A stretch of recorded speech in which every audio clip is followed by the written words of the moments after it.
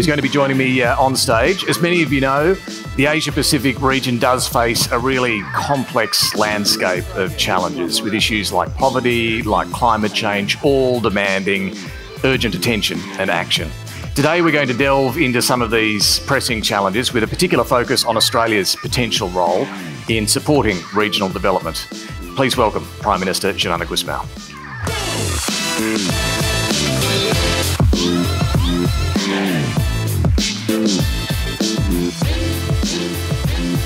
Come on.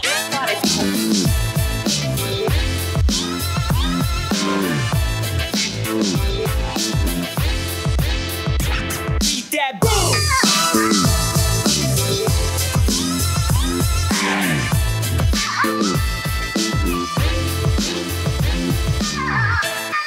Let's try again. Give me one more round of applause. Here he is.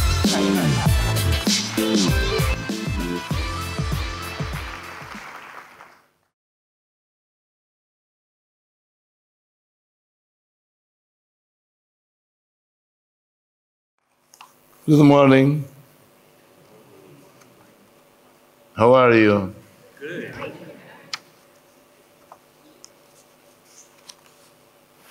I cannot see everybody.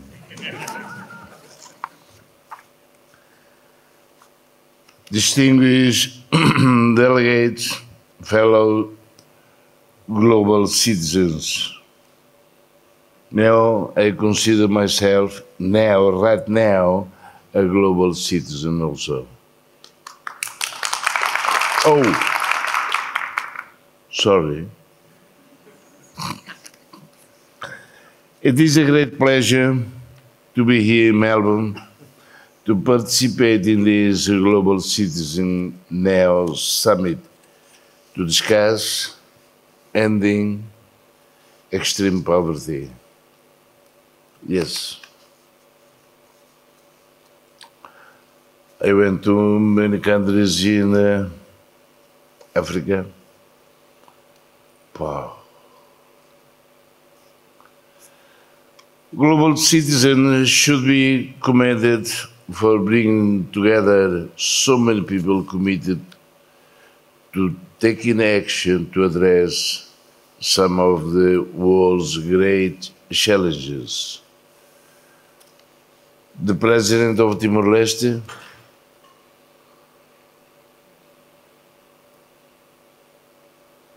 you know him, Dr. José Ramos Horta. He told me, you have to go. And I am here under the order of...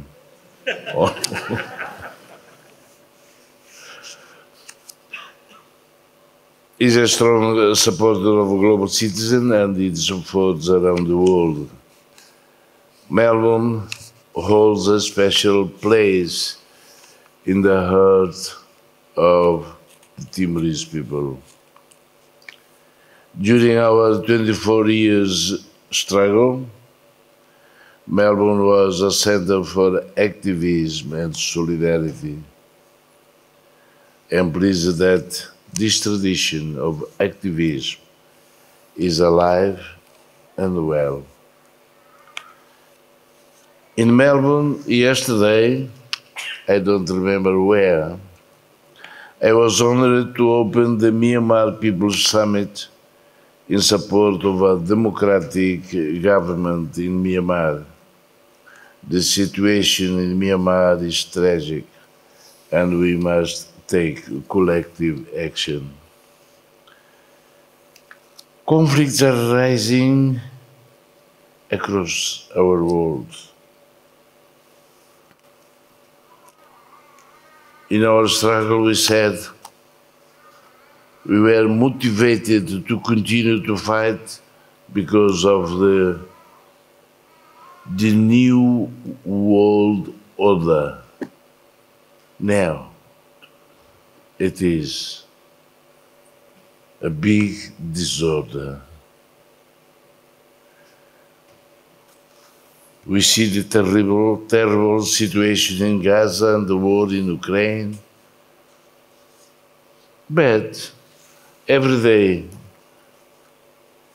we hear from United Nations, no one, no country should be left behind. Yes. No country should be left behind. I don't know, maybe you don't know, we are a co-founder of an intergovernmental organization called G7+. The G7+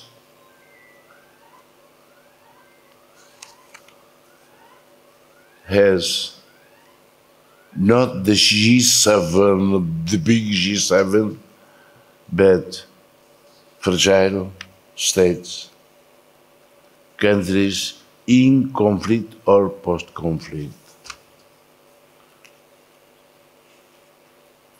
We started with 7 countries.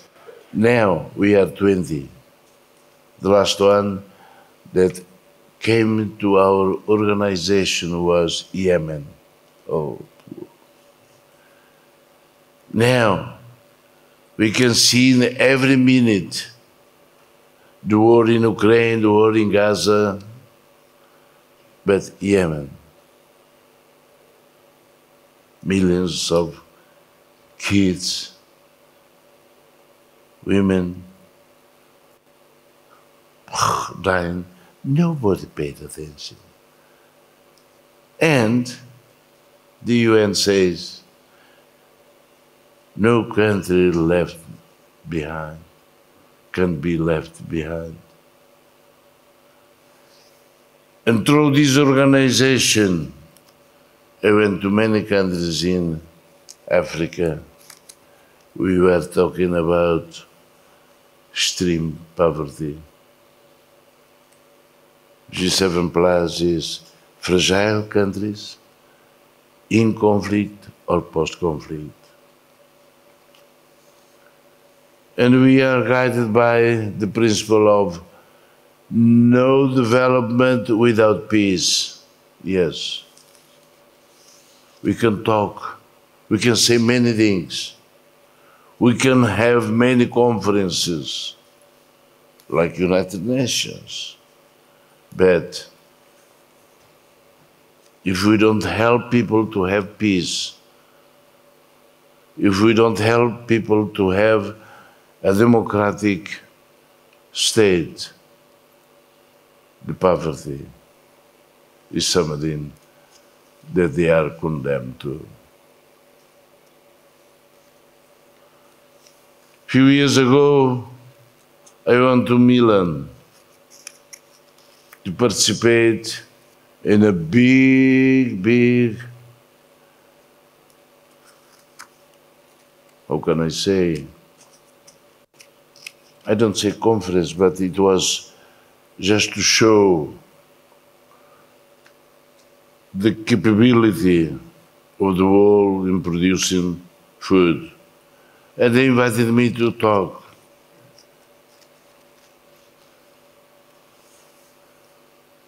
To talk a little bit about food. And I told them, sorry. It was almost 10 years ago.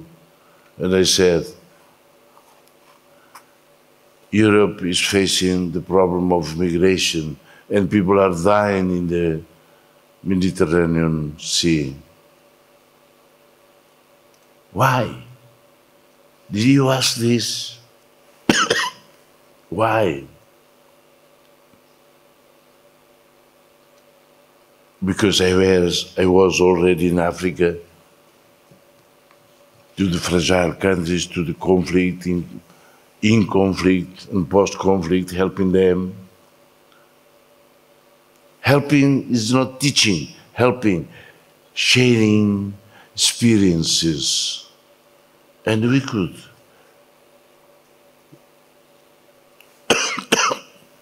Look, I don't say could be proud, no. Happy because we helped some. And I told in Milan, look, why Many people from Africa is coming to Europe. Why? Did you ask this to yourselves? It is because of conflict. It is not because they don't have land. They have vast land. They can produce, but they cannot because of conflict. And if we go there and look at and talk with them, what is happening? Many groups from a country fighting each other because of the interests of the great powers. They put one country in conflict, giving weapons to a group and another group to fight each other, and the companies go and take diamond, take oil and gas, take gold. It was what is happening in Central African Republic. We went there to help. They started. I told them, be careful. They're taking all your... After that, they called me to go again, and they said, yes, we realized that. That is why, when we talk about extreme poverty, please, it is not only to help assisting technically or but it is more. They can produce, they should produce, they don't do because they are in conflict. Now we see Gaza.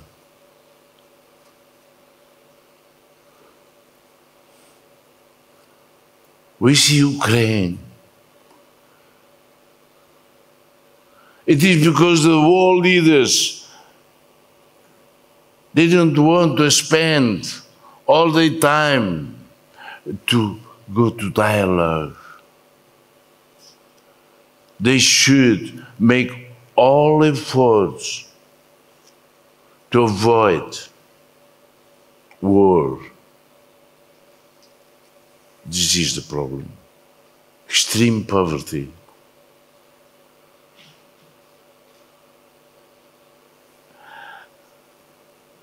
Now, if we follow the world, I try to follow the world, and in Europe, the farmers, just a few weeks ago, from all Europe, went to Brussels in a big strike there.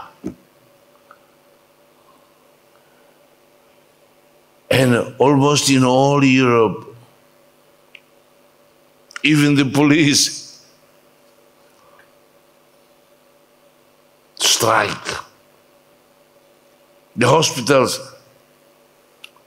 the schools, the universities, the old men, all the elders. Why? Why there is such a problem? The problem is all the money had to go to Ukraine, buying weapons from the United States. Buying weapons. And yes, we continue to war. We have to win the war. But you buy. And because of the money to the weapons, their own population, their own people in each country in Europe are facing, this is a big problem. We can talk about poverty, we can talk about climate change, we can talk about everything. The problem is, if we can. When I said in the beginning that Melbourne is in the heart of the Timorese people, because during 24 years, the governments only Australian people, and in Melbourne especially, the activism, the solidarity, helped us to keep the faith, to continue to fight. It was people to people. Now, you are here to look at the future, at the present and at the future.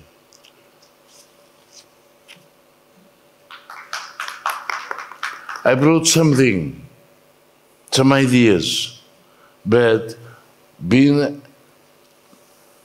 behind this and looking, and I said, no, I will not read. I have to talk only. Because if I read, it will seem that, because after understanding, after coming here, there, down there, behind there, looking, I said, no, I have to talk. And please continue. It's very important to change the mentality of the world leaders. In Central African Republic, almost 3 decades of peacekeeping force. But they are keeping nothing because there is no peace. And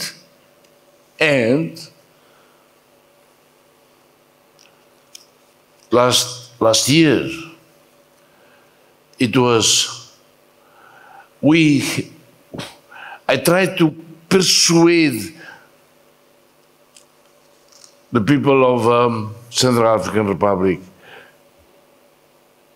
They are here to take, it is mafia, to take your diamond, to take your gold, because they are from peacekeeping force, United Nations. They come with their own plane, and nobody will, and it was a Portuguese mission, peacekeeping force, back to Lisbon. They could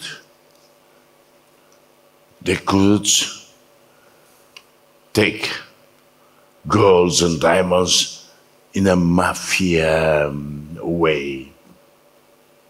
That is why they were there.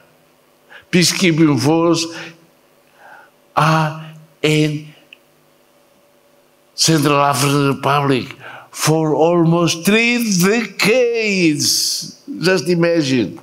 But it is mafia. Because they go in a plane. Because they are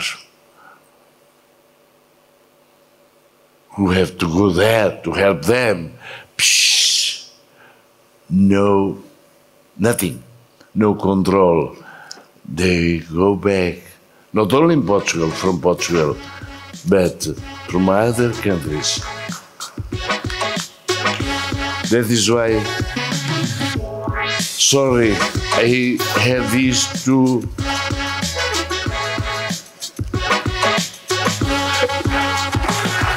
But I cannot.